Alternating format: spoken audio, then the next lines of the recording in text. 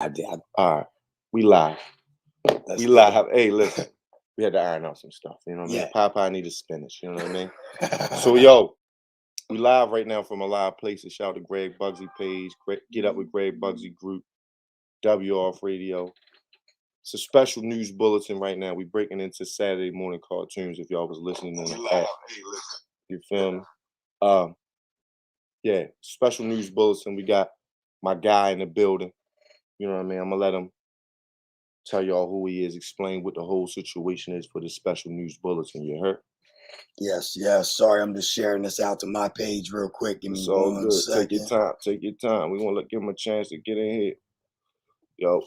So yeah, just sharing. Y'all read the out. banner right there. Look, it's right there. If you guys see this, man, hit that like Starts button. on this Share side. this video. I was never out. a newscaster.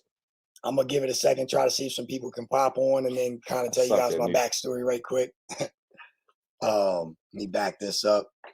Just wanted to make sure that. Yo, and if you're watching, yo, and you on the move, you was shopping at Amazon, or you was looking at your timeline, you could always download the free WRF Radio app and enjoy the interview live, the audio version, while you finish filling up your cart. I know it's back to school time and stuff, so we ain't gonna hold you up visually. But if you want to watch us, you know I got a face for radio. You know what I mean? Just pop it. Face made for radio. You know what I mean? Radio. I like that. Yo, my man Rick Bull in this motherfucker. Hey. Excuse my language, man. Shout out to Rick Bull. Shout out to my man PDP in the back.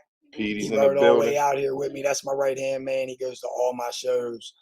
Yeah, like Pete's been down since day one. And when I say day one, I mean day one. But yeah, just to kind of jump into it, tell you all a little bit about me, man. My name is GunSmokeRYD. I'm a small independent rap artist from Maryland. And basically, man, I spent 15 years of my life addicted to drugs. Heroin and crack cocaine was my demons. And I pissed my whole life away, man. I didn't get clean until I was 28 years old.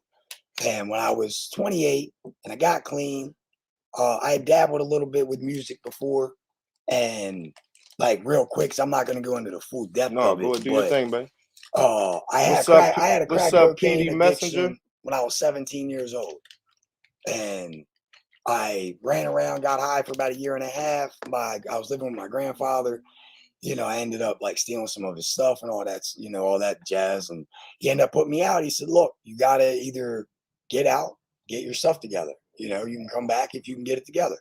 So, I was gone for like a month. Then I wanted to come back. He let me come back. But he's like, you can't have no company for 30 days. And like, I'm like, how old was you again? I was 18 or 19 at that time. Grown ass man. Yeah, I'm like, I can't have no company for 30 days. You can't leave the house. That's ill. Couldn't go to the store. And I had to agree to this stuff in order to move back in with my grandfather. So I was like, yeah, I did that. And I just started writing. It wasn't even music then. I was writing rhymes, but it was more like poetry, I guess. I was trying to be a poet maybe. And when I was able to have company, Pete and my buddy Rob, they both came over and, I was showing them my writings, and my buddy Rob's like, man, we could put this on a beat. And I'm like, oh, no shit. Shout out to Rob for that. Let's do that. So that's how I started, man. We had 2 little computer speakers with the computer mic. We would set that shit up in front, push play, and we would record the song. And there was 3 of us. It ended up being me, Old Man West, and Rob at the time. And man, like if one person messed up, start all over again. It ain't like today's recording. You can't punch it in. Yeah, like where if you mess up in one spot, like you just had to stop, redo the entire song all over again. Joint, but at the time in my life, man, like I stayed when I was 19 and I started doing music. Like that kept me clean for a while. I smoked weed, I drank a little bit, but I stayed clean until I was 20, almost 22. I had my daughter, and for some reason, like shortly after I had my daughter, I started getting high again. I guess like it kind of scared me. Is it postpartum? I mean, because men go through postpartum too, and I don't think. Know. But I mean, looking at my, you can be honest, yo. I went through my 13-year-old. It's a possibility. Like, that's what I'm saying. Like, I'm not denying that at all, but I'm also not making excuses for my choices. Okay. You know what I'm saying? Like, I chose to start doing drugs again, and then I ended up losing my daughter's mom. She left. So there I am on my own again, and I just went downhill from there. you know, and then I just really, that's when I got introduced to heroin and pills.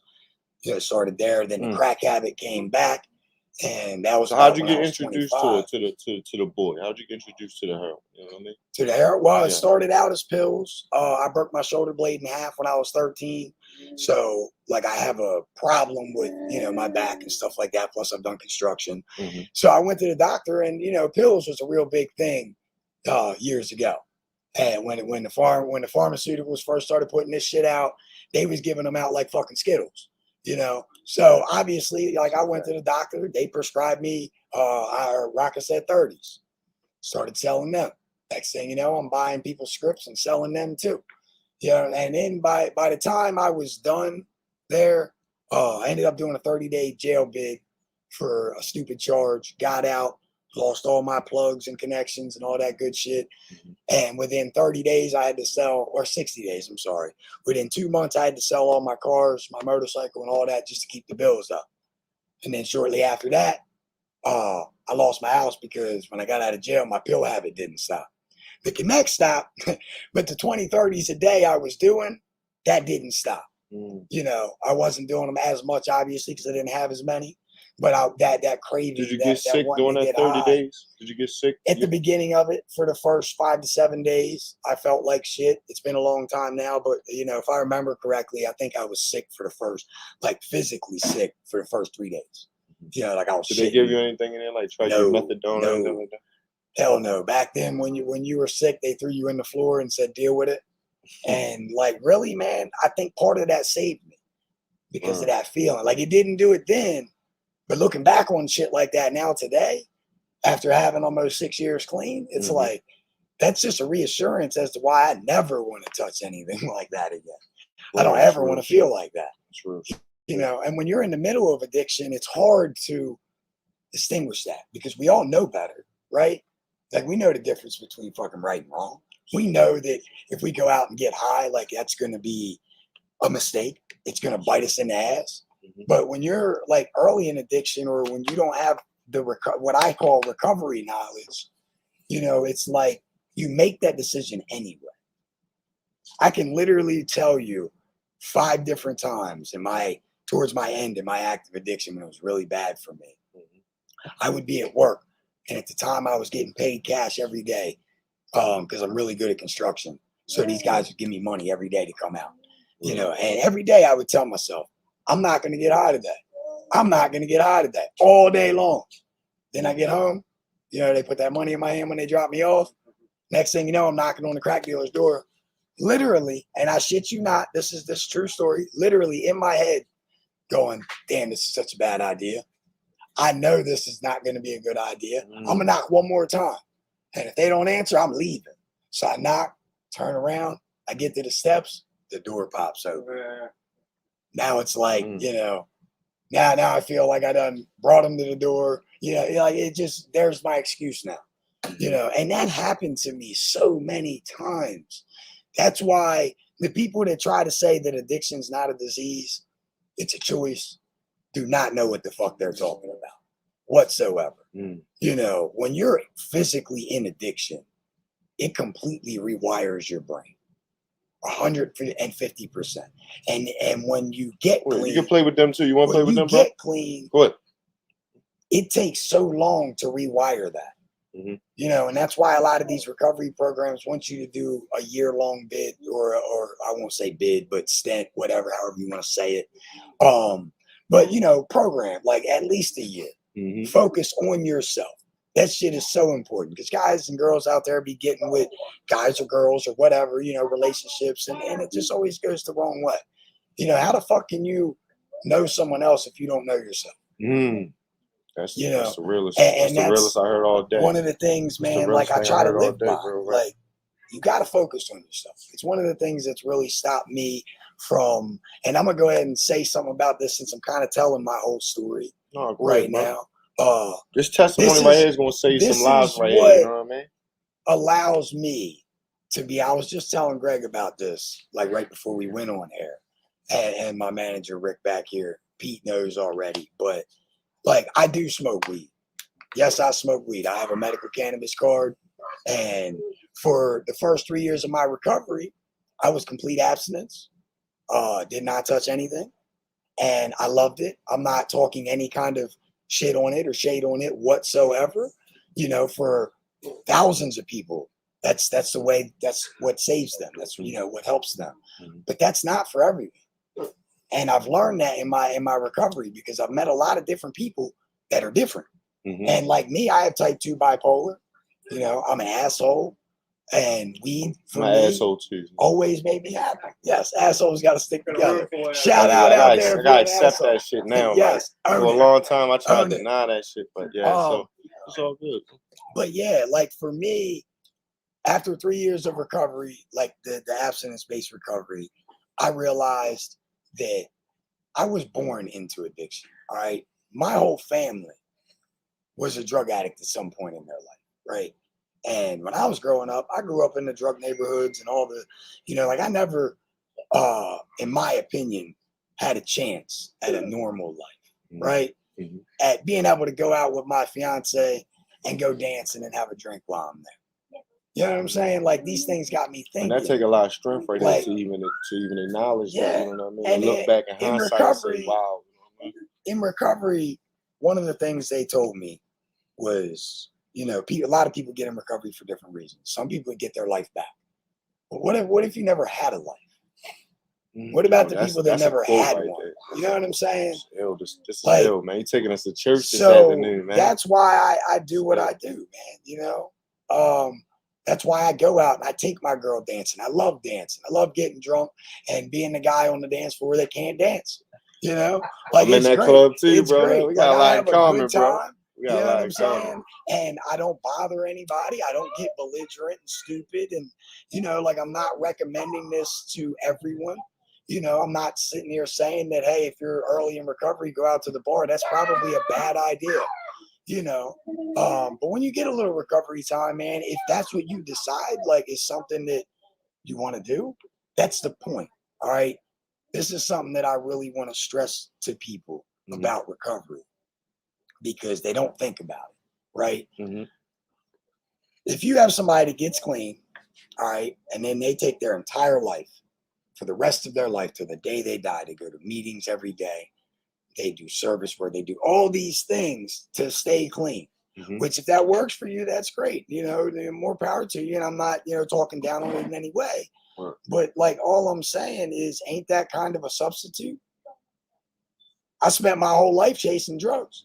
If I spend the rest of my life chasing meetings, I'm kind of doing the same thing to a sense. Now, granted, my life will be a lot better. You know, like I'm not doing drugs, so I'll be able to pay my bills and stuff like that. But am I truly happy? That was the question I had to ask. So let's backtrack a little bit. So you said you did the 30 days. Yes. You came home. So you still were suffering with that disease. Yes. So take us from there on the timeline. You know what I mean? And make sure y'all pop out today, York XL at 4 p.m. At that time, headlining. You heard? I have severe Indiana next week. You heard? Tune in. It's a worldwide movement going on, y'all. I'm sorry y'all late, but y'all privy now. Y'all privy. It's a worldwide movement going on. I suggest y'all tap in GunSmokeRYD. So back to the video for me. Back to the timeline. You know what I mean? Yes. So when I got out of jail and I realized that like I lost everything, had to sell the house, girl left, ended up, you know, back on crack, and then at that point I had a pill habit and a crack habit. So that's when the heroin what's that called? Speedball? That's why I didn't do, like I wasn't a speedballer. I just had two different habits. Okay. Right. So how did that work? So it was like morning. Would you do the upper in the morning? I would wake up, yeah, pretty much, and like what I would do is kind of balance myself out a little bit. I feel like that's the reason I never actually overdosed in my addiction, because I've done a lot of fucking drugs. But like me, I would wake up in the morning and I already had a pill habit, so I had to get that opiate in my body so I wasn't sick. You know what I'm saying? But my crack habit towards the end got so bad that if I would have $20 and I was dope sick, my first thought was getting a 20. I'd buy that dope, and then I'd smoke it. I'd feel great for 20 minutes. And then next thing you know, I felt way worse. The sickness was intensified. And then I'm sitting there with no money. And I'm like, what the fuck did I just do? I could have at least got that and not been sick. You know, like that was at the very end. But before that, like I'd wake up in the morning, I would do my pills. Hey, yo, the yard is crazy to too, work, yo. It's a gate all around it. And I would do my thing. I'd make my money, and then I'd be back to every time I copped. Like I would buy a little bit of dope and a little bit of crack, because when I smoked my crack, I had to have my dope come down.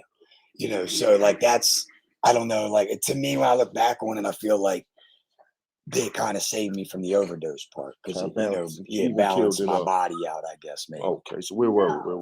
But you were asking like how I got introduced to heroin, and it was because of the pills. And at that point, I had the pill habit, I had the crack habit, and then pills went from, I mean, I was getting them really cheap when I was selling them.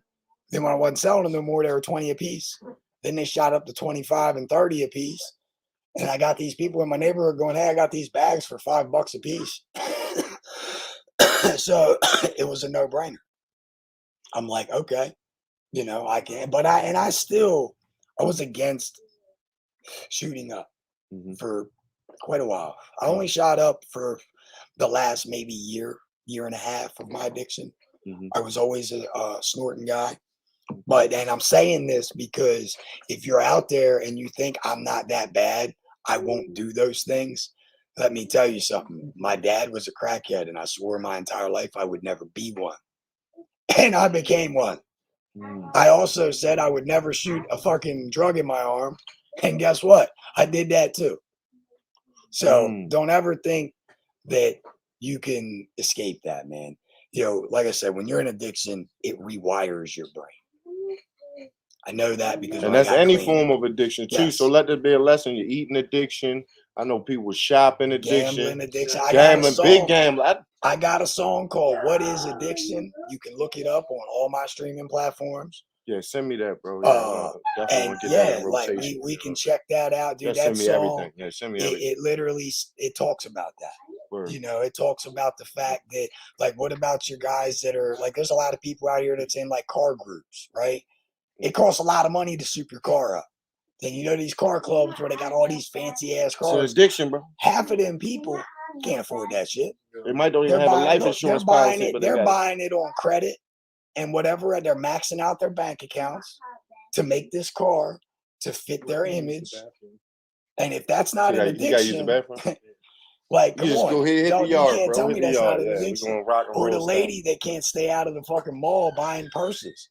You know, she don't use the 500 purses she has, but she has 500 purses. It's an addiction, bro. It's an addiction. It's an addiction. People with shoes. Shoes are shopping right now. Every other day is packages coming to my crib, man. Like, what is it? Shein, Fashion Nova, Amazon. Eating disorders are another one that people they don't understand.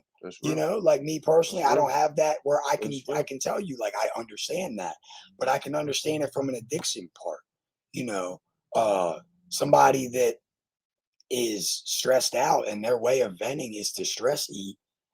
If you're like, you know, like I can see it. I can say that I understand it from that. I've witnessed it. I can never say that I personally understand it. Because when somebody looks at me that's never been a drug addict and they can tell me they personally understand what I've been through, I want to punch them in their face. Because it's like, no, you fucking don't. And I don't mean that in an ignorant or bad way at all, but you don't. You just don't. Yeah, if you've been on the sidelines and seen what it can do to people, then yes, I feel like you have an opinion. There's two sides of addiction. There's the addict, and then there's the person that suffers from it. You know, the family member. The enabler sometimes too. They play that same role. They could be the enabler. No, it's real, man. Know, they can be the one that pushes them away from too hard a love. Think about that. You know, there's a lot of people that get so mad at their family for the stupid shit that they're doing.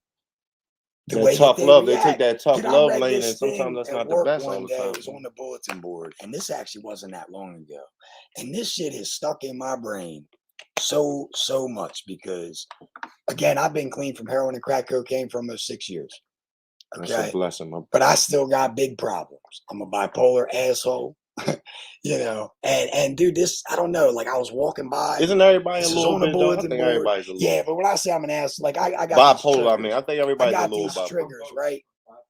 I think everybody got a little bit. Mood, and somebody makes a really loud, annoying noise, I'll freak out sometimes. Not always, but depends. And I can't control that. Sensory overload.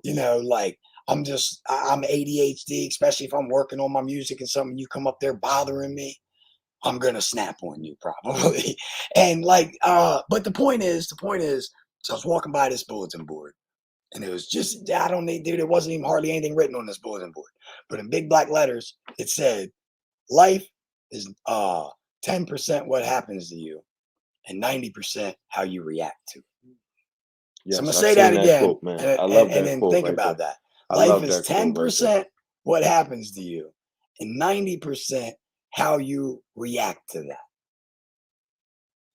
Like that just stuck with me so much because I act out on emotion, anger, whatever, like spontaneous, addictive personalities, I'm looking for another word, but I can't think of it at the moment. Obsessive, maybe, and compulsive. That's the other word. And it take a lot of strength though to know yourself. Because a lot of people have those same things going on inside them, but they don't even have the kahunas to say that to themselves in the mirror, not let alone here for the world. And well, hopefully share that story. If you're on here and you're listening to that, like hopefully that sticks with you too. That is the one thing that I love about meetings. I still do from time to time attend a meeting, here and there. Like I'm not in the recovery or like the abstinent based thing. But I still attend meetings, and there's a lot of different meetings in the world. It's all for different things. I found smart recovery, which has nothing to do with drugs. It's all about life and like handling your bills and responsibility and handling life on life's terms. In my opinion, it's like the recovery after you get over addiction. Because you never fully like get rid of an addiction. But like right now it's arrested, right? But if I want to keep that bitch locked up, I gotta do shit to keep him locked up. If I just sit and do nothing, he's gonna get idle out. mind is the devil's playground. Eventually he'll find a way to get out. So, I started a meeting down my way called All Pass Recovery, and shout out to Voices of Hope for that. I got to shout them out because they kept this meeting going for me. I got sidetracked because of work and, my own things, but dude, this meeting has lasted for like a year and a half. And All Pass Recovery, man, all it's about is people recovering however they choose. Because I learned in recovery, like the abstinent recovery, they were telling me I can't recover my way. And I don't agree with that. I don't. So I do agree. Well, I mean, what they're trying to say, in my opinion, and I'm only speaking my opinions here. Okay. You don't agree with me? I don't care. Word. My opinion, like, man, Greg, I lost my train of thought there for a second. No, you were saying they told you can't recover your way. They said you can't recover. They told me that I can't recover in my own way. And I just can't see that. I agree that I have to take suggestions. I have to be open-minded. And like, that's what I'm so grateful for, everything that I have learned. I've been told multiple times that my take on recovery and what it really is amazing. And it actually goes along with the Wikipedia definition of recovery, the one that I found. I looked it up one time and I put it in a song. Because when I first left the abstinence-based recovery, I was hated on by a lot of people. And I was mad. I was angry. Wrote this diss track that I never released. I never released it. And I'm glad I didn't. Who caught some shots on that diss track? Nobody in particular. Okay. I was aiming as a whole. I've seen some of those internal diss tracks, man, over the years. They get brutal. And I'm not putting any names. Only people that know who I am would know what I'm talking about. Like, it was just aimed. It wasn't even aimed at any set person. Okay. It was aimed at a program as a whole and just recovery as a whole. Because I feel like so many people judge people that are on like medical assistance or whatever. Like, dude, whatever your fucking path of recovery is, if your life is better than it was before, you're recovering. Nobody's perfect. The definition of recovery, my point with that, I looked it up. and I put it in a rap song, Mm-hmm. and it literally goes like, recovery is a process of change to improve your health and wellness, be a better human being, live a self-directed life. Mm-hmm. Keyword, self-directed life. Self-directed. Strive to reach your full potential. If you don't believe it, look it up. You ever thought about writing a book? I've considered it. I just don't know if I can sit down long enough. This is tons of people to help, Shout out my guy, Derek Gray. This is his book right here, 10 Wing Commandments. It's available now on Amazon. And this is like, he was actually this is the guy right here. He wants to sign Scrap right here. This is his book right here. The guy that wants to sign Scrap. I'm not sure if he caught your thing, but we'll sit down and have some meetings or whatever. But yeah, man, his book is out. It's easier than ever, man. I got tons of clients that are dropping books. One of our hosts, his wife is a New York Times bestseller. Okay. And she's cool, man. And she's right down to earth, man. Like, because it's easy. I would read it. I would read it. I told you when I first started rapping, it wasn't rap. I was writing. Mm-hmm. And I can't say that they were full-blown poems. I'm not a poet, right? I'm not saying I'm not a poet. But you are, though, because as an MC, I think MC is a branch of poetry. I agreed 100%. That's why I'm kind of correcting myself. What I'm saying is I'm not the hallmark poem Langston guy. Hughes. You're not Langston Hughes. Yeah. I got you. You know what I'm saying? Like, I got it. I'm not even Tupac. Tupac's poetry was crazy. Writing, oh my God, dude, that's what he was famous for. Word. That's what made him such a good rapper. But I got you, though. You're not a poet, but you know what I mean? But yeah, like when it comes to writing, I have considered it. And once I stop or slow down, maybe, and have enough time to do that, I might consider that. Because what I say, brother, is your truth. Right now, I'm trying to do that in my album, like my new album. Okay. My new album, by the way, I just figured this out on the way here. I've been dropping a lot of singles lately. You guys got to check them out when I drop them. But I am about ready to do my next album, and I'm cool. I feel good because it was inspired driving here today, talking to Pete, and now I'm on WRF Radio. So where'd you grow up at? Let's rewind a little. I grew up in Cecil County, Maryland. Cecil County, Maryland, in the building, MD. So do y'all consider yourself part of the DMV? Part of the DMV? The DMV, that's like a region, you know what I mean? Even when the Olympics were coming here, it was the Baltimore, D.C. metropolitan area. So okay. I agree with the DMV notion. I just want to see what Cecil County people think. You know what I mean? Don't even know. Like the DMV is like D.C., Maryland, Virginia. It's like that tri-state area. Yeah. So that's just like far as your hip hop culture. You know what I mean? Do y'all gravitate to a D.C.? Do y'all go to a Baltimore City area? Or, you know what I mean? Or y'all kind of stand on your own and build your own hip hop thing out there? And from what I know of the artists around me, like I'm actually doing a show right now, and there's like 6 or 7 of us, and we're all local. There's only going to be 1 or 2 people that's from like PA, which is still I consider local. Like you said, if it's Maryland, PA, Delaware, Virginia, like that's tri-state area or whatever, like I consider that to be semi-local. Mm-hmm. But I find my way in the underground music. That's just kind of where I grew up. What was your first performance at? Tell me about your first performance. My very first performance was actually at a line dancing country bar. Mm-hmm. yeah. I was fresh in recovery. I had like maybe 2 or 3 months clean, and I'm rapping, and I got this show at this country bar, and I went in there, and I got a picture of this.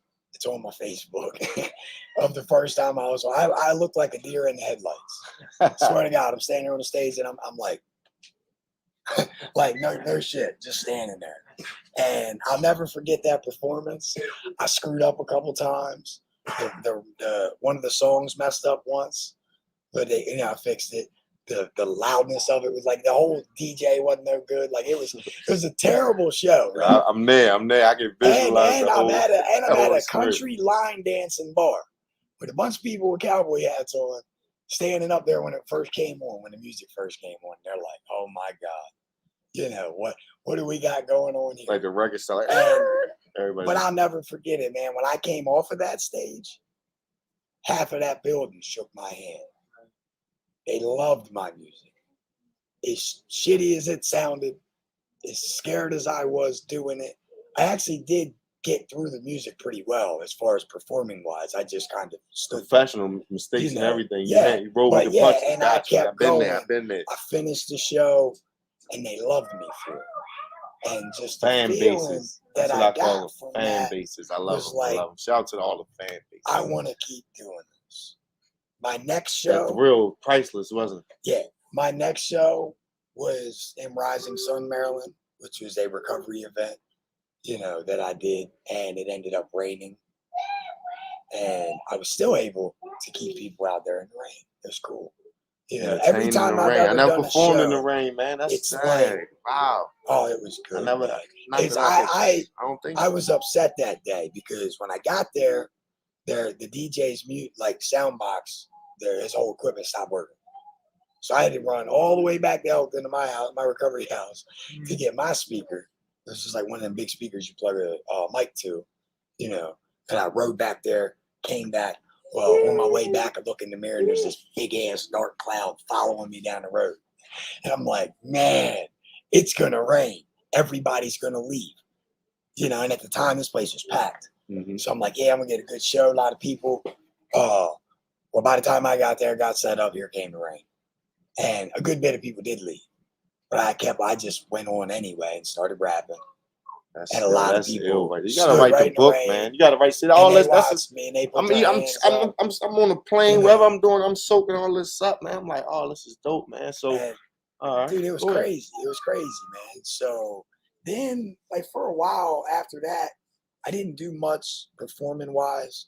I kept doing raps. I would, and I got them all on my Facebook. I've had the same Facebook forever, but a lot of them were on my personal page because I didn't have the GunSmokeRYD page forever, you know. But ever since I got clean, I've had the Nate Odds page, right? So on there, I got videos. Like I used to do the Facebook. I would record my video and I would post it on Facebook. That was before the live started. Then the live started, I did them too. Like that's kind of how I got out there. And then I met the kahunas to just be yourself and show your personality. That's yeah. where Dude, and then that's where man, you win like every then, time. like I didn't even have good teeth at that time. My drug addiction took my teeth. Mm-hmm. So like I had nice set of choppers there now, man. That's what recovery can do. Man. Stay in recovery. Got gippers, nice set of gippers there, like brother. Yeah. But like I keep it real, I keep it honest. I lost all my teeth to addiction. That and the fact that I was born with an enamel deficiency, so that didn't help my teeth. Where'd you get the name Gunsmoke from? Gunsmoke came out. It's originally Gunsmoke. That is the name. Had to do the RYD for legal formalities because it's brilliant. Of the TV no, it's show. Brilliant. It catches its catching. The RYD stands for Recover Your Dreams. But I got the name because when I first started rapping, and this was before I got clean, RYD Entertainment started in 2006. Okay. Technically, it was like I said when I was 19 and I first got clean, I was doing the rap thing. It was me, Rob, and my man, Old Man West. He'll be here today. Shout out to Old Man West with me today. He's on his way here actually. Pete, do me a favor. That's a good crew member right there. Old Man West. I gotta meet this guy. Tell him to get a hold of you when he gets there. He's on his way there. Shout out to Old Man West. He may be like close to being Old Man West sound like he got the corn liquor or something. Old Man West, that's my best friend. The guy, he's an incredible artist. And he can sing a lot better than me. Can't sing like great, but he's better than me. Yeah. Right. Nah, shout out to Old Man West, dude. He's great. And we put on a great show. But anyway, in 2006, it started out with me and Rob were the writers. Like we made the raps. Rob was the guy that said, hey, I could put this on a track. Pete was the main man. Like he just promoted everything, represented since day one, right? So it was us, and then we met Ricky. He lived in Pete's trailer park. We met him. He had already been doing music. He had been in a couple bands before. We were doing rap, so he was like, yeah, you linked with him, I want to do this. With him. Yeah, so we all started hanging out, and we started making our music, and it became the three of us. We started RYD Entertainment, which back then stood for Respect You Are Dead, okay? I am a lifelong juggalo, okay? I know that a lot of people know what that is, and then a lot of people. So don't is it know what Juggalo that people is. that's fans of like Insane Clown Posse? Yes, yes. Okay. And So for people that's that don't exactly what they are. It's not a gang. It's a family that ICP and Twisted and ABK, Blaze, Boondocks, like these guys made this thing. So break it down for the average hip hop fan or just the average music fan, the whole Juggalo thing and the elevator pitch real quick. Okay, well, in my take on it, in my opinion, when it first started, ICP started out as Inner City Posse. Then they created the Wicked shit, which they were already doing that. It's just like they didn't have the whole thing started. Is Tech Nine a part of that? My Tech Nine. Not to cut you off, I'm sorry. Well, Tech Nine is and he ain't. He's not. Tech Nine's definitely down with the Juggalos. He has mad love for the Juggalos. He even probably considers himself to be a Juggalo. Tech Nine from Kansas City, yes. too, by the way. Check him out. Yes, he has mad love for them. But he's not. He's strange music. Okay. And that's what I love about where I'm going, like what I follow with my music. And I love these guys because ICP, Tech Nine are two of the forefathers of independent success stories. Word. They made it back before all these other independent rap artists started blowing up, right? Like they made it on their own. They made their own labels. How did you get into the Juggalo movement? I was actually introduced by Pete and his friend. They're the ones that introduced me to the Juggalo music and ICP. My first song they showed me was Twisted. The song was called Bags, which is actually a really good song. If you smoke weed, check that out. And when I heard it, I loved it. But I will admit, before that, I have a sister-in-law who has a sister that used to listen to ICP. So would you classify it as like horrorcore hip hop? Like how would you classify it in the elevator pitch? Horrorcore for me, because I wanna like dive in and listen to it. Well, I'll give you a real quick, easier rundown. Okay, Insane Clown Posse for 30 years. You can go back to the original Joker's Cards. Okay, 30-year-old albums. They came out with this music that's violent, talks about killing people, crazy type shit. Most people turn it on, they're like, oh my God, what the fuck are they talking about? And they turn it off. But if you go back and you listen to the lyrics of the songs, it's a dark, positive message. They're talking about killing rapists, pedophiles, women abusers, people that deserve this shit, right? Word. And I know they sell hella merch too. I know they sell hella merch. Their message in their Joker's Cards is phenomenal. It's about punishing the wicked. If you want a sum of it, in my opinion, punishing the wicked. So, are they really the bad guy? Kind of. And it's a fantasy rap kind of thing. Like if you're a Juggalo, you're not going to literally go down the street and stab somebody in the chest. It's entertainment. You cannot tell me. Yeah, it's the same thing as a fucking making a movie. It's entertainment. Right? I've been saying it for 1 minute. Like that's all it is. They do it, and that's why I love, and I'm still a huge Juggalo. I'm still a huge fan of ICP. I'm a huge fan of Twisted, even though they have a beef now. Which if I had more time, I'd get into all of that. But like they do their own thing now. So and I'm not even does Juggalo have a podcast? Would it do me justice? Because the riches is in the niches. That's what I learned from my mentor right here. Here's his book right here. Do they have a podcast? I'm sure they have multiple podcasts. A Juggalo podcast. Should WRF Radio get an hour Juggalo podcast? Would that be something that would get me some traction? Possibly, because Pennsylvania is loaded with Juggalo. So one more quick question on the Juggalo thing. No, go ahead. Yeah, I didn't. Anyway. One more thing on the Juggalo thing. So didn't they have beef with Eminem at one time? Insane Clown Posse. This is gonna be clickbait, right? I'm gonna chop this up. Yeah. GunSmoke says Insane Clown Posse killed Eminem on the. No, they had an issue, and from my understanding, obviously I was not there. So this is. I ain't gonna say purely speculation. Secondhand now. I kind of know a little bit. I've watched some interviews, and I know some of it. I know that beef has like long been deaded and it's not an issue And that's good. anymore. That's good. But we like to see white on white. We like to see so that shit was good for the. That would have been good for the culture. No real stuff. Like that shit was yo. Like when Eminem and MGK went at it. Coming up. They were both coming up in rap at the time. They were both underground rappers. Eminem had put on one of his flyers that ICP might be at a show that they were not scheduled to be at. Okay. They didn't like that very much. And that's kind of how it started. That's what if I my can see memory that, though. serves, So they was I'm pretty sure Eminem made the first comment, like said something about it in a song. And I could be wrong. Did they have any physical altercation? Did something happen in a parking lot or something? That wasn't with those guys? Not that I'm aware of. Remember M pistol whip somebody or something? That wasn't that. PD says there may or may not have been. May or may not have been. Listen. I am not in the city. I'm ready to be like DJ Vlad, but just for white people though. Like all white people getting in trouble. I'm not gonna sit and try to say that I know all the history. Right. I got you. It's cool. No, it's cool. I just wanted because you being a juggler. I know they had beef with Eminem. I'm a lifelong lyrically juggler. though, can they fuck with Eminem? Let's cut to the chase. Lyrically, let's now. As far as the artsmanship and the craft, which is universal and has no race or boundary, creed, or color. As far as that pen, this apparatus, can anyone or collectively can they hold a candle to the one they call Marshall? Anyone?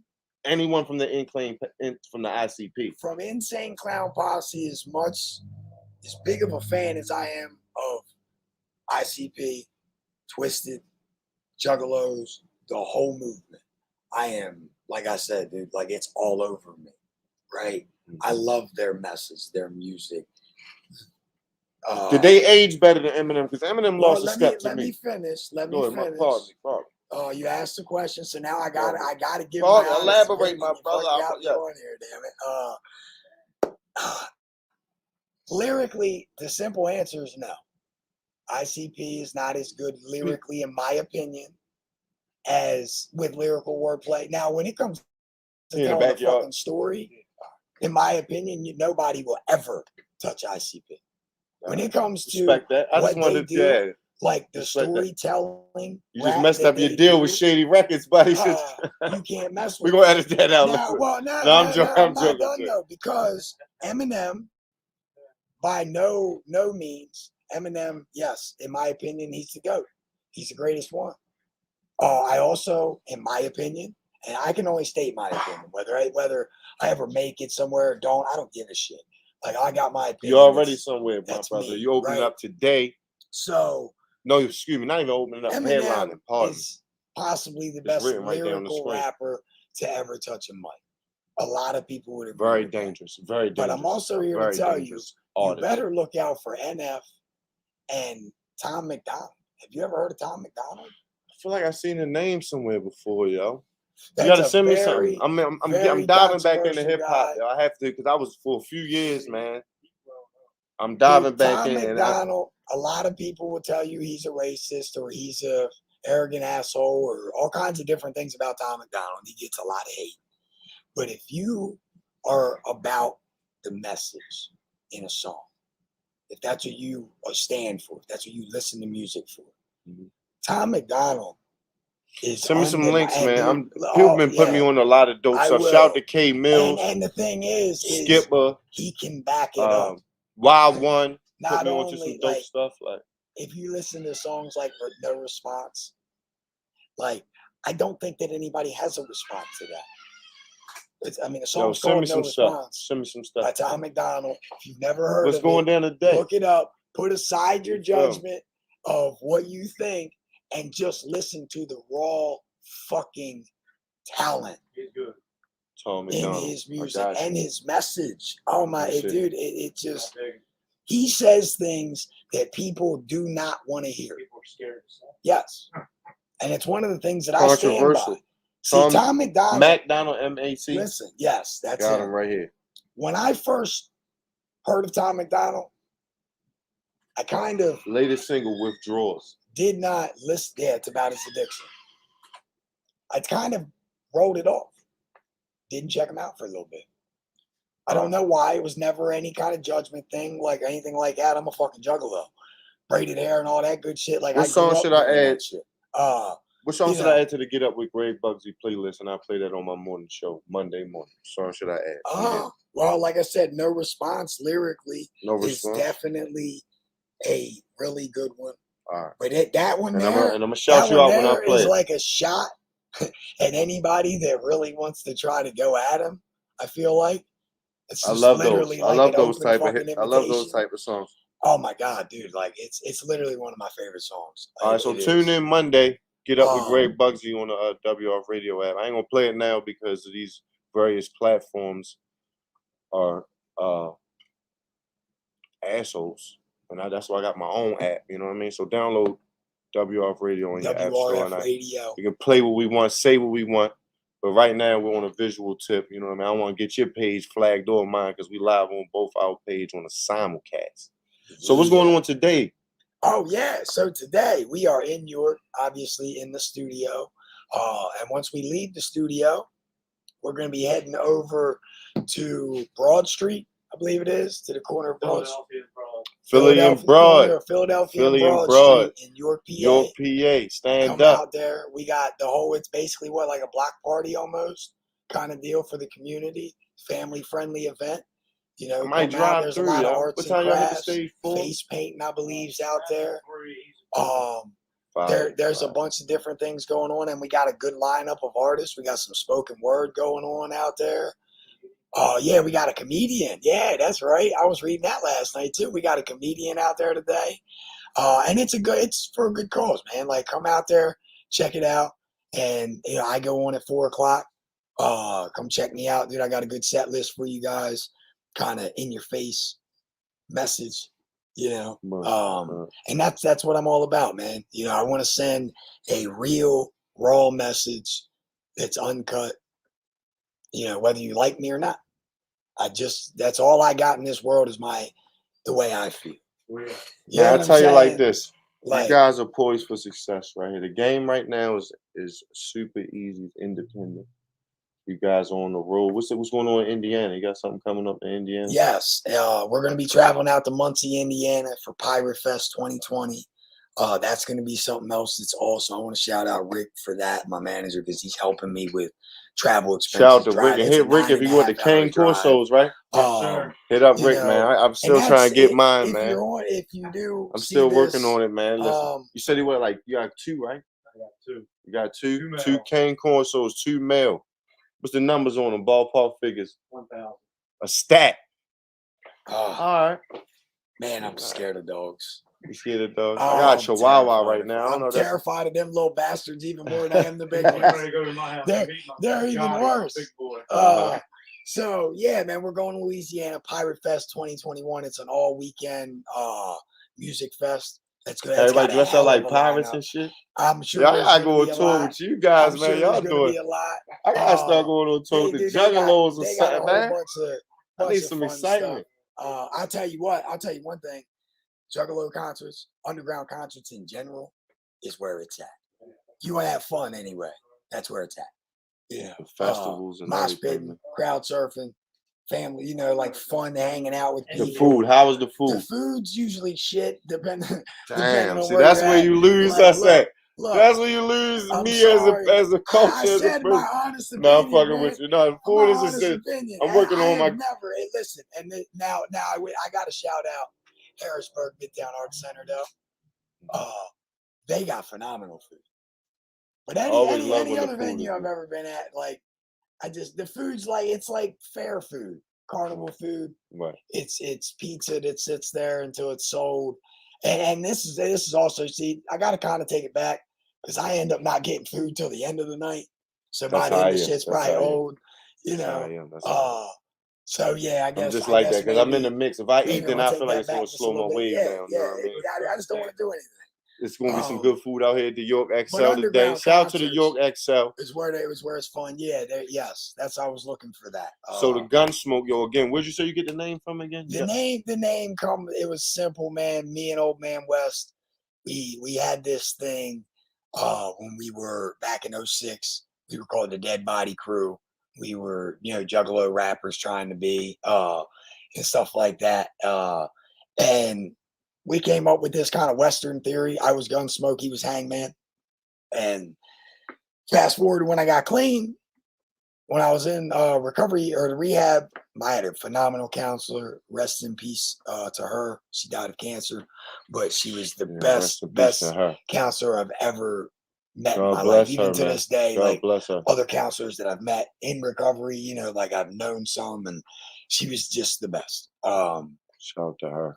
But she, I lost my train of thought again. You help me out there. Gunsmoke, that's all. Yeah, you said you came with a Gunsmoke yesterday. But no, she came up to me one day in the rehab and she said, "I'm gonna let you keep one thing." And I'm like, "What do you mean one thing? Personal thing, material thing? You know, like no, not material.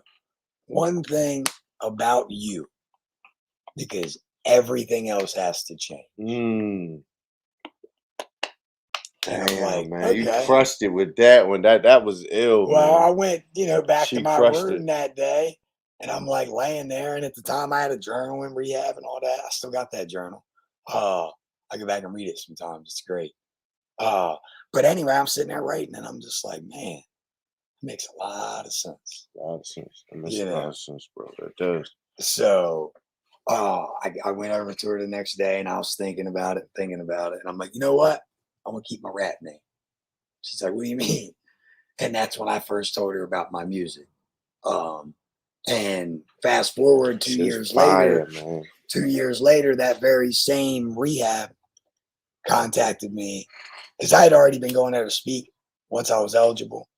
And I would go in there with speakers, and I'd tell my story through talking and music because my music tells my story.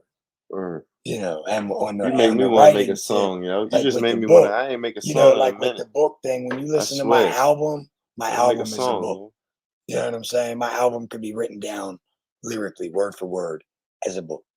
It tells my story and how I feel and where I'm at.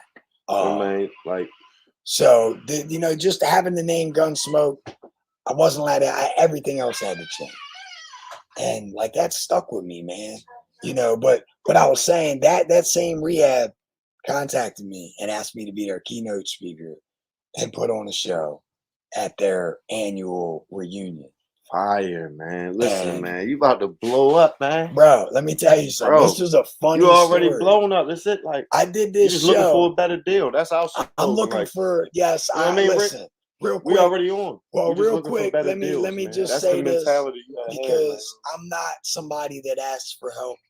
That's why I'm where I'm at with my music. I have 4 kids. I work full-time job. 4 kids too, bro. I take care of my family. You can win president. I have a beer with this guy. It's really hard to put money into music, you know. So that's why, like, I'm looking for sponsors, and I'm looking for somebody to see me and see my message and help me spread it. I don't want to change. Man, I got the sponsor for you, yo. Listen, listen. I'm not only client, yo. I'm the player president, yo. Shout out to bangers.com. Okay. We can ink the deal right now on air. I'm the president over here, man. Listen, Bangers. What do you think about CBD, bro? Do you think CBD helps people that's in recovery and things of that nature? Of course I do. Like I said, I do smoke medical cannabis. This is something that for me was a hard transition, you know, with the way that I was treated at the time, and then the way that recovery views people on medical cannabis. I'm with you, bro. I'm listening to you. When I first did it, I'm just on my van of white shit right now. Now, the way that the world's going with medical cannabis, you know, people in recovery, I feel like, are starting to open their eyes, and they're starting to see that there is more than one way to recover. I will repeat that so you can hear it again. There is more than one way to recover. You know, recovery, man, is where you make it. It really is. Like for me, I wanted my life to be music. Oh, thank you. For you, yes. Oh man, love it. Love it. You know shout out to Bangers. Yeah. Yo, shout out to you, my brother. Shout out to the people that's in recovery. We're going to talk. I'm going to talk with your manager. You know if what I that mean? shit You works can for email you, me, Greg at hit that like bangers.com button, let to us discuss know, that share business. You this know what I out. mean? And we'll Come out and catch we'd me like to in be York in if the you're in the brothers, man. competition and to put our I name got a in the pretty hat. good show that I feel like you guys are gonna like.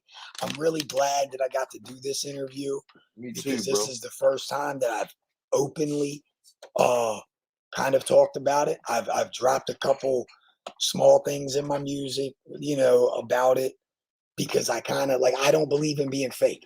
Okay, let me tell you that I'm not a fake person. I want everybody to know who I am, what I am, and what I'm about. And if I'm at home and I smoke, or if I Yeah, go that out with shit my match. girl Yeah, and look I at have a that. drink, I'm not gonna hide that from you. You know, feel free to Oh, yeah, you can message have me one of these too, because anytime. that shit match your fit. Anytime. Mm-hmm. Oh, Honolulu Haze. You know what I mean? Check that out. You know what Yes, I I mean? do love Gunsmoke. CBD. CBD is very We'll relaxing. give you your own brand, yo. We can give you your own Gunsmoke brand, bro. We'll Dude, talk about it. recover your dreams. Like with an H. Bangers with an H. So where bangers originates from is the word bong, and that's an Indian word. okay, So that's why my guy John spelled it like that. He founded the nice. company, John LeClaire, and I introduced you to him. Okay. Real dope, you know what I mean? He also owns the OneLuckyWish.com.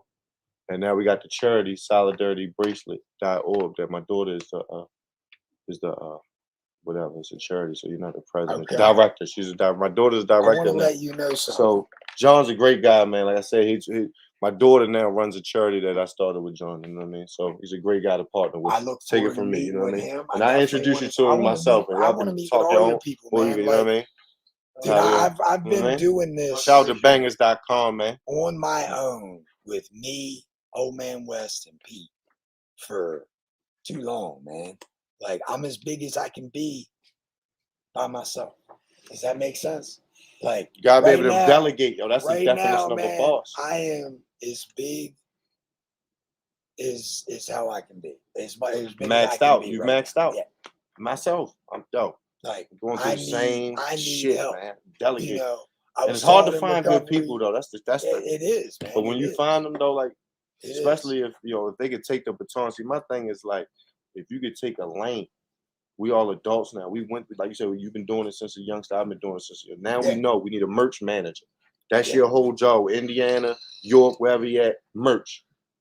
From the calendar to the book to the CBD to the shirts to the glasses to the grinders, everything. You know what I'm saying? Yeah, whatever. Energy drinks. I'm trying to get an energy drink sponsor. You know what I mean? So merch manager. Then you need. You know what I mean? You already know I'm not preaching to the choir, but we just we just talking shop. You know what I mean? Like you need social media. Like we were just talking about. I retired from social media. I know my social media is slacking lately because like I'm trying to offload that to my daughter. You know what I mean? She's 15 now. Gotcha. That's when I got into it. Yeah. So, you know what I mean? I got it's my a family daughter turns business, 13. you know what I mean? She turns 13 coming up November, man.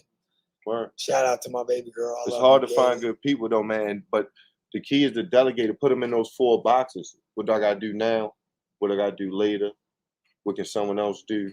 And I forgot the other box, you know. See, what I mean? and that's another problem I have. And that's why I love being honest, because I can just kind of tell people this shit. You're making me be honest, bro. Place, more man. transparent. I'm ADHD, you know what I mean? like crazy. Like I bounce all over the place. Me too, man. All the time. Shit. And then I get bipolar swings, and dude, it's my life is a fucking roller coaster. It's a movie. But I love doing what I do, man. Like to get out.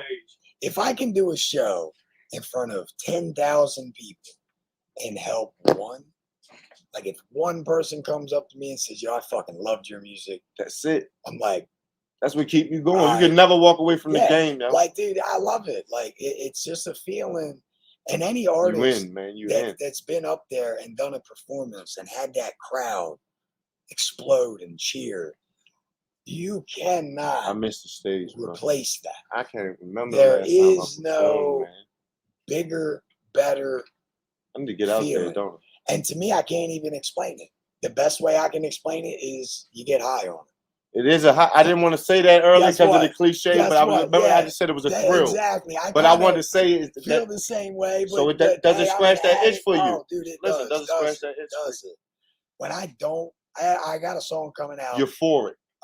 It's called "Music Is My Life," and it kind of touches on that, on what happens to my life when I try to give up on music. Mhm. And because of my bipolar and my depression and like stuff like that, there's been quite a few times. My manager, man, Rick over here, has talked me out of it more than once since he's met me. Like, yo, stop Rick's a good guy, man. being a dumbass. That's what I like about Rick. That's Was on point at the Ratchet He Fest, just man. tell you straight The up. Ratchet like, Fest look, was a look, stop being stupid. Get your shit together. OG. He's the Like, OG, yeah, man. for He's sure, the man. veteran. For sure. And see, like, militant, man. Shout out to Pop, you know what I mean? The Like, sailor dude, man, yo. But it's militant, you know what I mean? There's nothing wrong with being militant, man. And you need that. Yeah, I need so we can complete the mission. Recover Your Dreams. Makes sense to is me. a team. And that's what I tell Pete, everybody. I'm telling all you guys now, anybody can be part of the team, man. Part of RYD Entertainment. We're a family, right?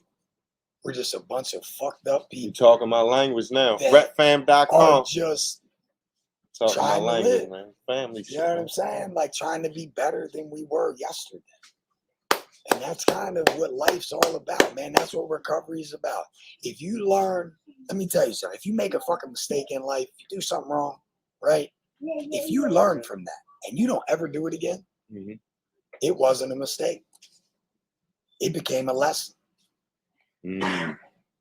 That's the difference between knowledge and wisdom. Yeah, like every life experience you have, you can get one of two things out of it. You can either look at it as a mistake or a lesson. If you repeat it, obviously it's a fucking mistake. Study your lessons. You know what I'm saying? But if you're like, oh shit, like damn. Getting deep again, bro. You get deep and taking us to church again. Real You shit got the on podium, my brother. Brother Gunsmoke. Real shit on my life. What's going on with me right now? I do that to myself a lot. Like, damn, man, I was an asshole. Like we got to put ourselves in check and be accountable so that we have the ability to grow. Because what's the steps for discipline? What's the steps for discipline? I lack discipline, man. Eating habits, I'm trying to change. Give me some personal for me. Give me some. Well, I'll tell you what helped. I'll tell you what helped me for that. My eating habits. I'm trying to get some better money management. You know what I mean? Like, how can I get some discipline? Well, let me tell you something, bud. With the eating habit, the money habit, I got a lot of faults too. I don't eat right. I should eat more. Like, I'm not skinny. I mean, I'm just a skinny person in general, but like, I'm not skinny from drugs or not. Like, I don't. But just the discipline aspect. Like, if you get abstract from your journey, like something, or even if I was to read your book, that's kind of what how could I get some discipline from your story? You know what I mean? Just to be strong. Your 6 years. For your 6 years. The best thing I can tell you is everyone on this planet has a network, and inside your network of people, like people that you're gonna find one that's doing what you want to accomplish. That's a fact. Right? So when you find that person, like, all right, cool, this person's eating right. How the hell do they maintain that regimen? Right? Now you got to get the fuck out of the driver's seat and say, hey, can you tell me how to do that? Because our human nature, the problem with people is when I say that and I answer it and I tell you that, you don't listen to 100% of it. You're like, all right, I'm cool with this, and this, but I'm going to change this, and that. Now you just changed the formula. You switched up the algorithm. How the fuck do you expect that shit to work? If you get out of the person that gotta stick to the script. That put me into rehab, did my intake at the health department. When I went in there, I was terrified. I didn't want to. I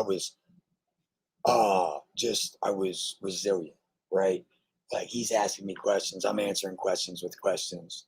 And then he just slams the fucking pen down. He's like, get out. I'm like, fuck are you talking to?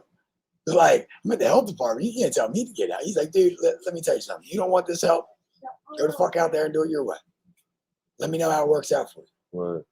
And I'm just like, he's like, or you can sit the fuck down, shut up, listen to what I say. That's exactly what I need to hear, bro. Damn. So I sat down, right? He goes, exactly what I need to hear. How old are you? It's real shit. So I'm 28. He said, all right, fuck have you done in 28 years of your life that worked? And he just sat there. He didn't say nothing else. And I'm just like, I'm sitting in your chair. Like, and he just started laughing. He's like, yeah, it's about the only fucking thing you've done right your whole life, pretty much. Right. And like, dude, my point with the story is open-mindedness. It's taking the suggestion. I'm a very stubborn, hard-headed person if we're debating something or, but like in general, I can be completely in a full-blown argument with you. If you say something that's right and it makes sense, I will fucking admit my wrong in the middle of the argument. And if people don't like, have I that, will literally be like, a lot of people don't have that. You're right, but fuck you. Pete, am I lying?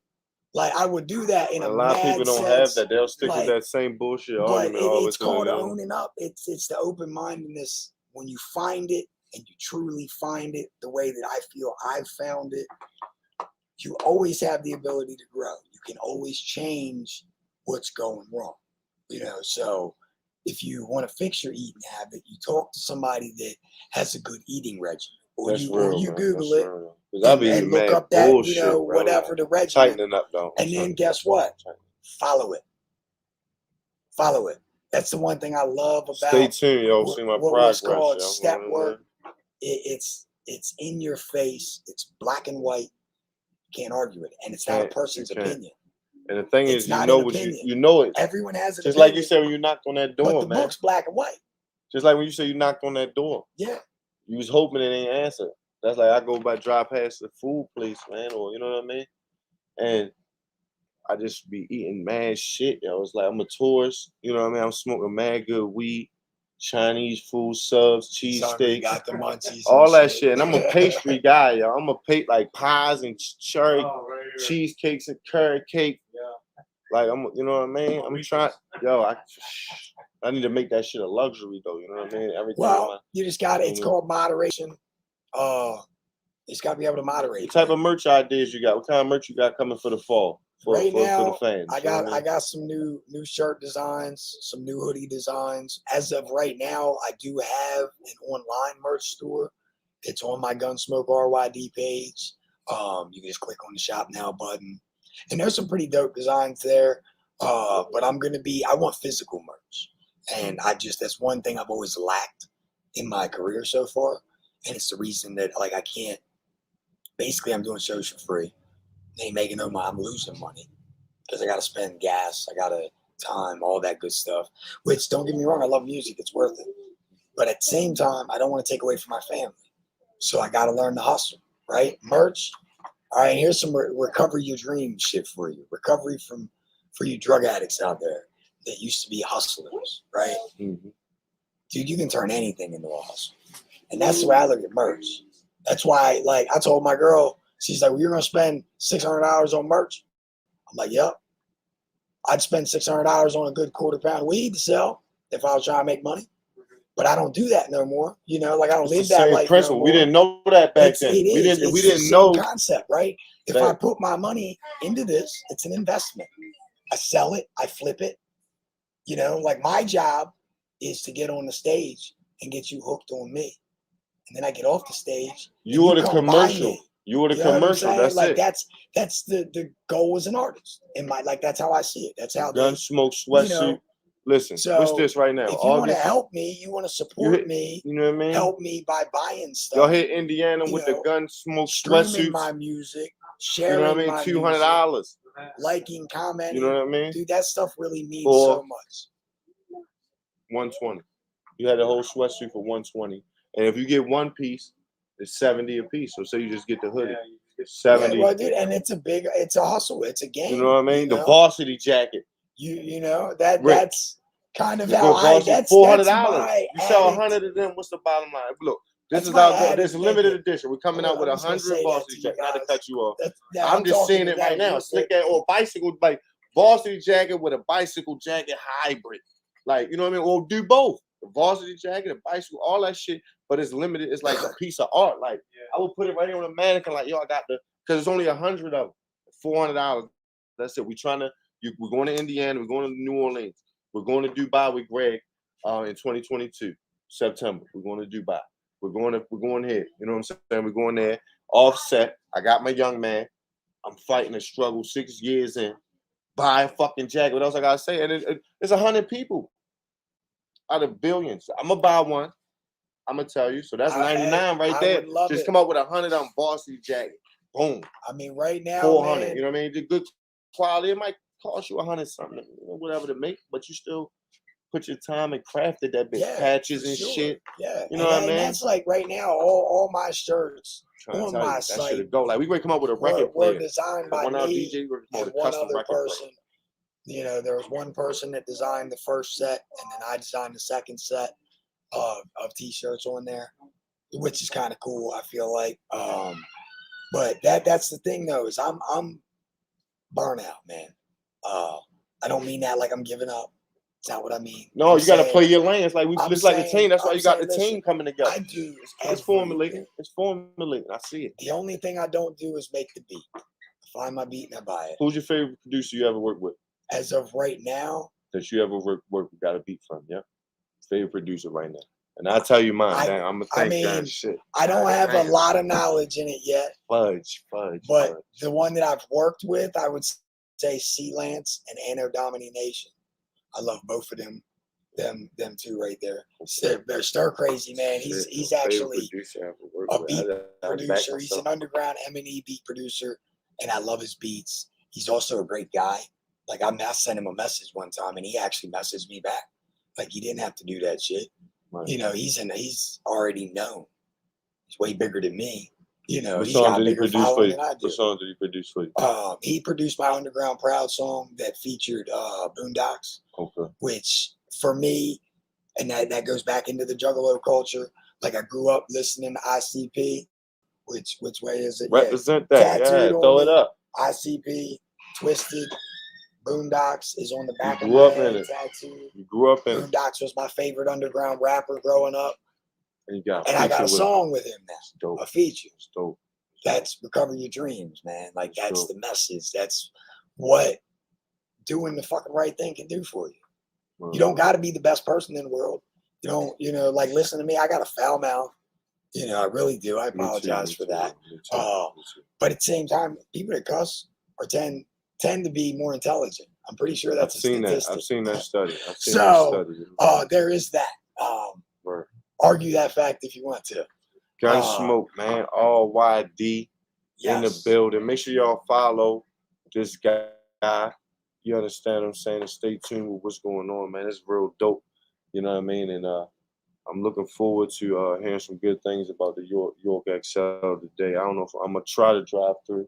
Okay. I gotta do some school shopping, man. They put me on that. They put me on that detail, man. Oh man. See, that's where that bipolar I got kicks in. Man, listen, that's why I listen. Stores are bad for me. I'm not a shopper. You would not catch me in the store shopping. I'll go in the store and get what I want and leave if I know what I want before I go in the store. Man, and then with females, man. That's my girl already knows. Thank God. Shout out to her. That is the worst. I don't understand. She already knows how I can't. How can they peruse that much? How can you look at every item in Gabriel Brothers? Like, come on, let's go. Like, you know what I mean? Like, been there. You know what I mean? They see one thing, they got to know the price. Like, all right, I need to know the price on all the different prices. You got the same damn thing for different prices. Like we go in there and we gotta just grab one and go pay for it. You know what I'm saying? It's very rare that a guy. You came a long way, man. You came a long way, man. I kind of just go in the store, get what I need. I'm already out the door. Like, came a long way, man. Came a long way. I got the gray hairs. You dye your shit? No, not yet. I'm starting to get just a couple gray hairs. I'm not young anymore. I can't dye my shit, man, because I can't walk around with a fake face, man. But look at this. See, you make me miss my shit, man. I tell you what, I do feel like summertime I can't do it. Winter I'll be back. Wintertime I'll be back with you. I definitely got the baby face going. Word, man. Word, man. Listen, man. I'm really proud of you, bro. From it was like around this time last year. The Ratchet Fest was last September. Yeah. Hopefully, shout out to Jazz, and hopefully we can see what's up with the Ratchet Fest again. I know it's short notice. And shout out to what's her name again? Shannon. Yeah, man. Shout out to Shannon. That'd be Shannon's down with the York XL this year, right? That's it. Okay. Shout out to Shannon Garcia. I want to take a second real quick and thank Greg Bugsy and WRF Radio, man, for having me on here. This has been it's nothing, man. This has been a great interview. Anytime, it's been a great fellas. time. Anytime, man. I'm not even gonna lie, because like I said, I always try to keep it real 100% of the time. I haven't checked out much of WRF Radio, but I'm definitely going to now. Appreciate that. I didn't really realize I know, how man. laid back, because there's so many podcasts and radio stations, and like a lot of them, and they're just all the same. But this feels different.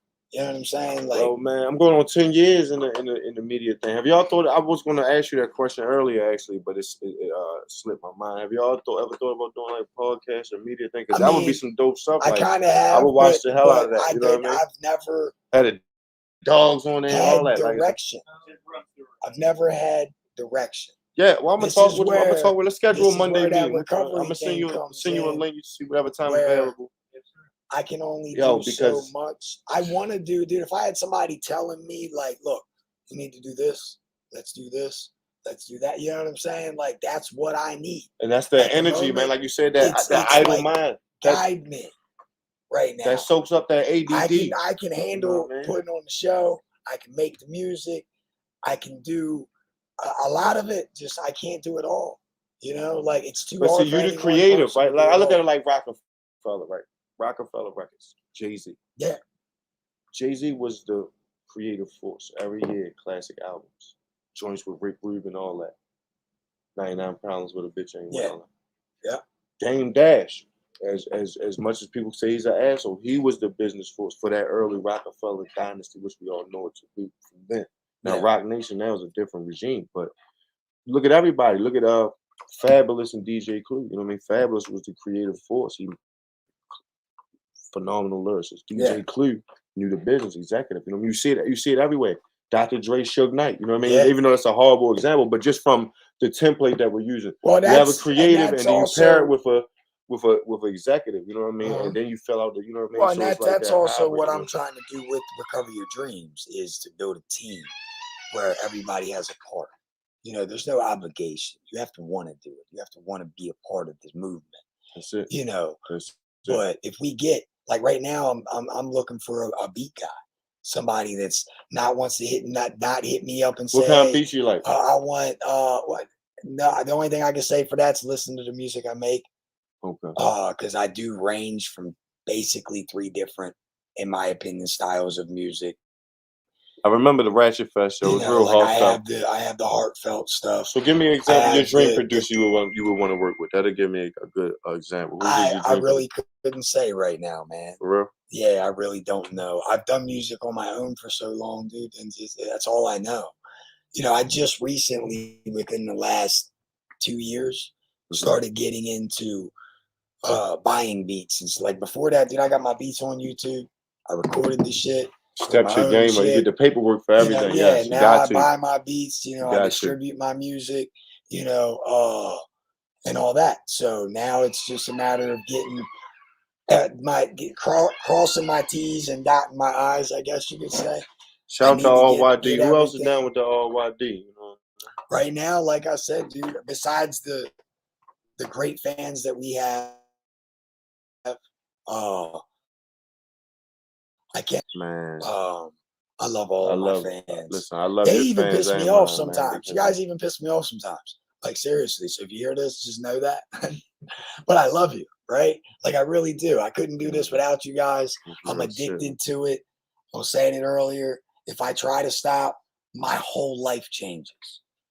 So every time you get out, they try to pull you right back. It's not even them. It's a whole tribe now. You can't. It's a village. I'm built to be this person.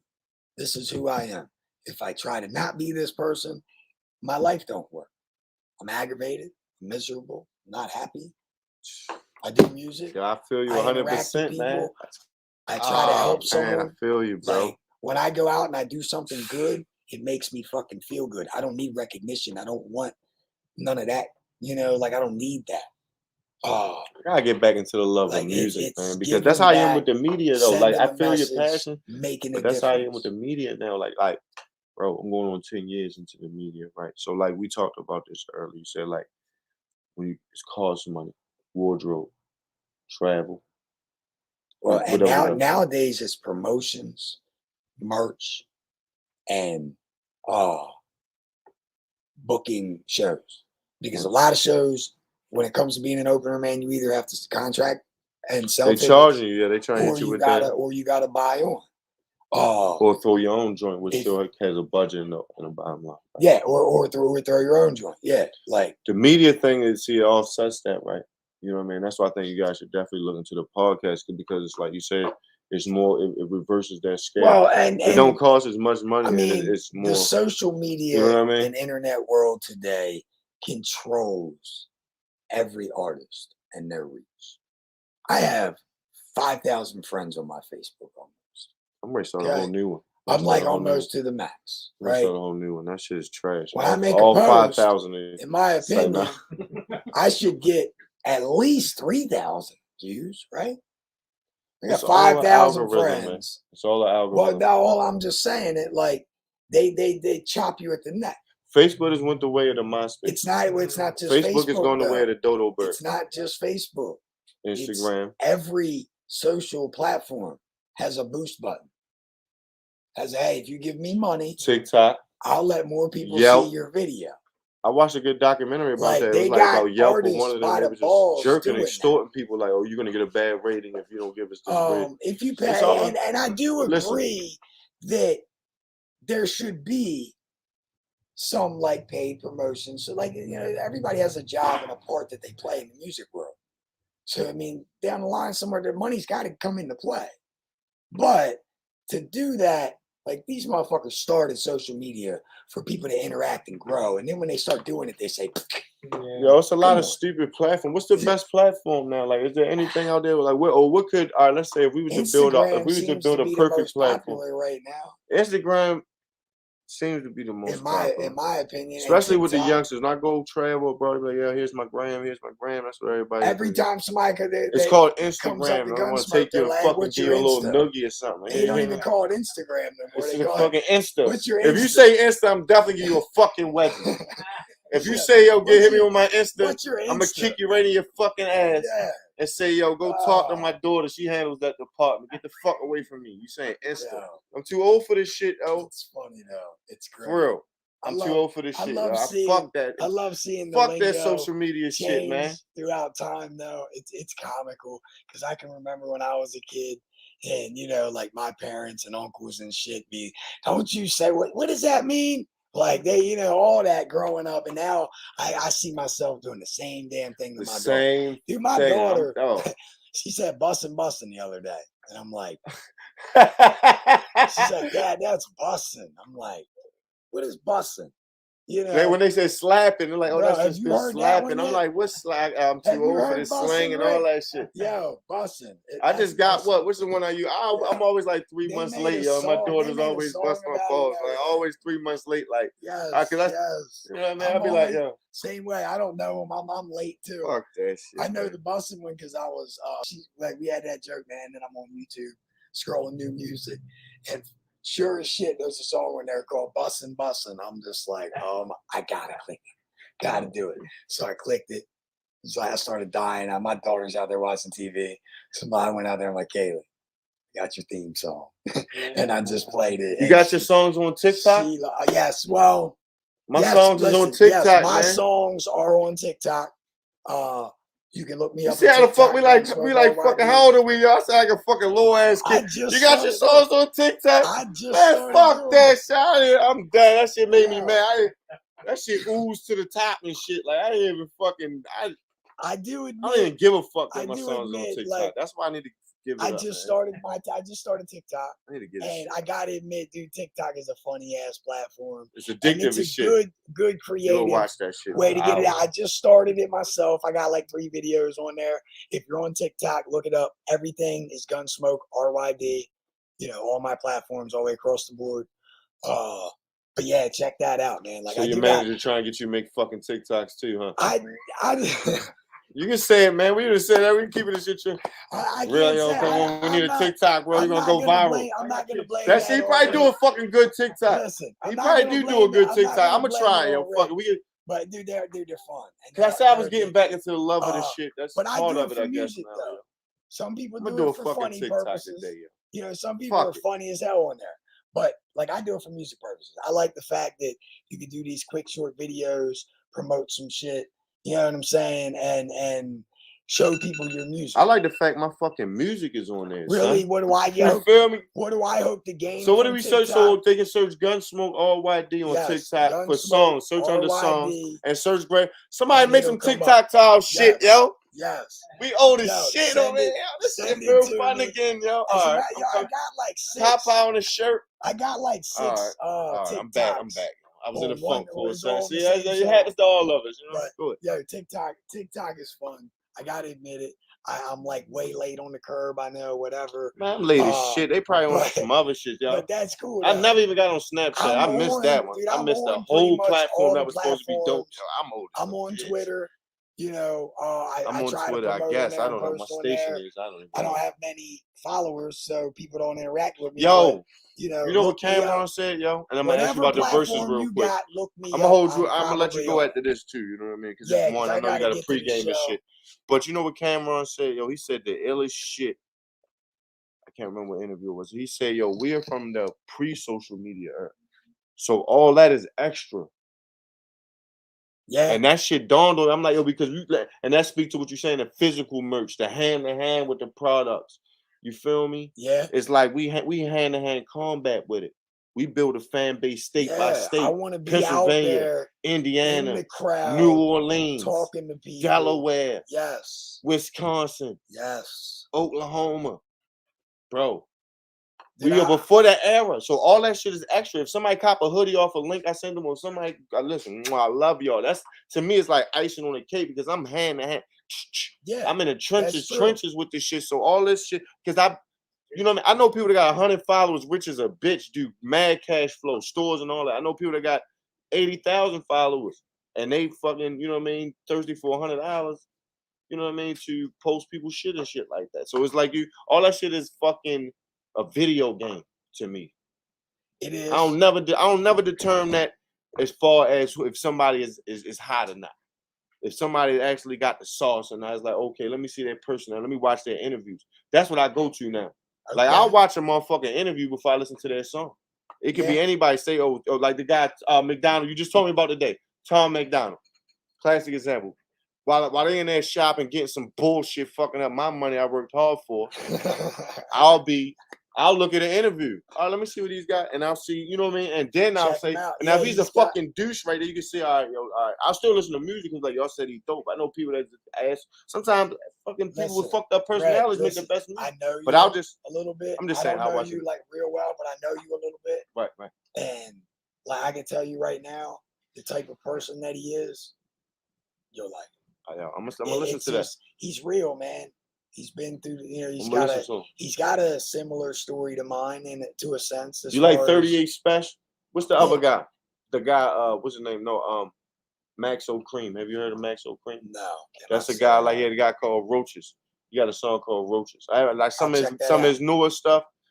Because I feel like I know I'm out of touch. He probably hot now by now, but I know that one song, Roaches, he had back in the day. That shit touched me. You know what I mean? Coming from Baltimore. You know what I mean? Yeah, we got Baltimore in the building over by Memorial Stadium. You know what I mean? East Side.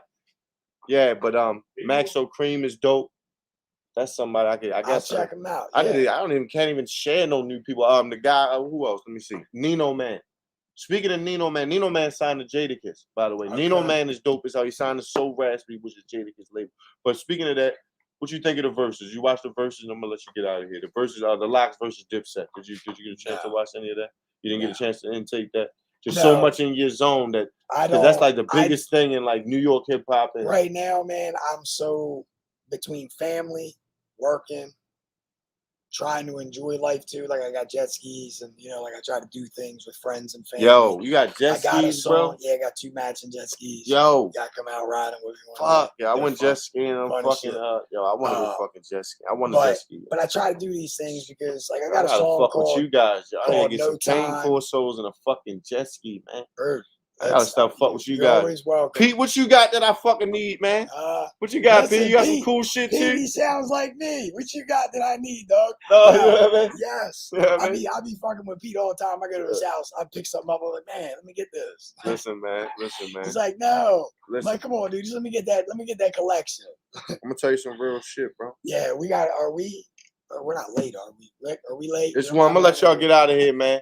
Yo, This fuck is a with these great- guys, man. They got the great jet interview. skis. WRF They Radio. came a long way, man. Get GunSmokeRYD, yo. Get the merch. Yo, if you're in the area right now, we're gonna share this too in like 1,000 groups and wherever we can. So y'all might watch this back, but just read it right there. York XL is going down today. Yes. 4 p.m. 4 p.m. You know what I mean? Come Scrap out will be there. hitting at 3. If you want to come in early, like, you know what I mean, 259, Scrap. 3, Shout out get you to something Scrap. to eat, or 250 something. You can see both. Shout out to Scrap. GunSmokeRYD. Listen, man, I appreciate you, brother. Yes, You're a real man, thank motivation you. to me. This was one of the best interviews I ever done. Man, For thank purposes like I feel like we went to church. You really changed my life today, bro. On some real shit. I swear to on everything. You understand what I'm saying? Thank So it's you, like man. that story right there is like needs to be heard, man. And even like you said, just one person, man. Take that. If y'all watch this still, don't take it for just a grain of salt. Like life is precious, beautiful, man. It's a movie. It's a roller coaster, man. It is. Indiana. What's up, man? I've never been to Indiana, man. Shout That's out, me fire, neither. man. I've never been to Me New neither. Orleans either, Shout man. out to Bobby Waters. You want a little Wine mini Fest. tour, man? I'll put a tour You together, know, man. I I'll put together a dope ass tour. gotta Throw your have- own shit. That's how we will boss up. Like, Gotta you know what have I the mean? promotion, man. Like the team. It Gotta takes a have lot. the It team. takes a lot. It takes That's a lot. all. Don't get me wrong. That's why I'm just the idea guy, man. But well, Fuck, it my is- it's a execution great- ain't shit. Listen, it's a great If idea. I ain't have other people, man, but doing shit get done. I just have a I'm million gonna great leave, ass I'm gonna ideas. leave you with this, right? But, It's one of the great things that I fucking learned. When it comes to like what I'm doing, right? Or anything in life that you're trying to accomplish. One person can only do so much. But if a bunch of people chip in a little bit, a lot gets done. You know what I'm saying? That's a fact. Assembly line Like, shit. it Henry doesn't- Ford type shit. If you got a team of people that all put in a little bit, there's no one person that has to handle it all. Rep fam. That's the definition, man. Repfam.com. So Shout out to repfam.com. I would be nowhere Yes. in life, man. I don't even know where I would be, bro, without WRF Radio. Yo. You know what I'm saying? That's how Without I me feel doing this about for going on Recover to Your 10 Dreams, years, man, I don't know where I would be, man. Radio brought me to Pennsylvania, Crying man. out I was here. still living in Baltimore, man. I was still living in Baltimore. You know what I mean? I was in a not even the best neighborhood. You know what I mean? I was still Gotcha. in a wrong mental space. You know what I mean? But media and radio brought me to Pennsylvania. You know what I mean? And it keeps me, like you said, every day, man. You know what I'm saying? It's like that shit. Even when I get out of it, I could be in a funk, yo, when somebody hit me, yo, for an interview. On guard, I could be in a little funk. You know what I mean? It happens to me. I know it doesn't look like it. You know what I mean? It's like I'm bullshit. But I could be in some, you know, I'm human, you know what I mean? And somebody, hey, yo, gonna do an interview. Somebody hit me about some advertising, or, you know, somebody will reach out, one of the hosts, you know what I mean? Or I'll go look at and see one of our hosts or one of our staff members, and they got WRF Radio in their bio. That's where they work at. Yeah. You know what I'm saying? Like, how the fuck could I do that? How the fuck could I fall off, man? Explain that to me. If somebody that's where they fucking work at, and they have their dreams, investment, and things like that. That's how I am. Shareholders, I'm you know the what I mean? same Things way, of that man. nature. Like, I mean, I don't have. It's just me, but like, I got all my fans, and like the messages I've gotten. You know, like that's what puts me in check when I want to quit, because it's like you just said, like I changed your life. How can with you have what the I said. audacity? And that's not. I don't mean that in a cocky like. No, I'm just saying, like you don't have no choice. It's like you said. I don't mean to say. You know, I don't mean to say things to change people's lives. Like I don't want credit for it or real. You know, like it's a real story. That's the like, best one. That's better than East Side Fables or any of that. You know what I mean? Stuff that may be made up or folktale. It is. This is a real story from a real guy, man. And it's gonna be a real great show tonight. Yes. You know what I'm saying? 4 p.m. Don't miss it. You feel me? We will be live on the Gunsmoke page. We will also be live on my personal Nate Hodge page. Tuned in. I'm gonna try to ride through it. So come out, man. Check it out. Now. Catch us live. We're gonna be rocking out, man. Yo, Greg, thank you. Thank you, brother. Always a pleasure. This is just WRF we had to sit down, man. You came up to York. We had to Yes. sit down, man. Mano y mano, gangster to gangster. You know what I mean? We're gonna let these guys get out of here. Yo, York XL today. Watch it on the GunSmokeRYD page. I'ma share it. Everywhere this is at, I'ma share it. You know what I mean? Peace and blessings to you. And we're gonna get back to your regularly scheduled program. Right now it's Black Belt Theater. Yeah. Brought to you by BeamingSun.com. Anybody remember Black Belt Theater? Oh, yeah. Kung Fu flicks and all that. We got that going down on WRF Radio app right now. You know what I mean? So, yo, thank y'all for letting us break in for that special broadcast. Big Petey, mommy and my brother. That's my brother, Uncle Petey. You know what I mean? Rick in the building. Yep. We out of here, man. Peace. Sure. Yeah.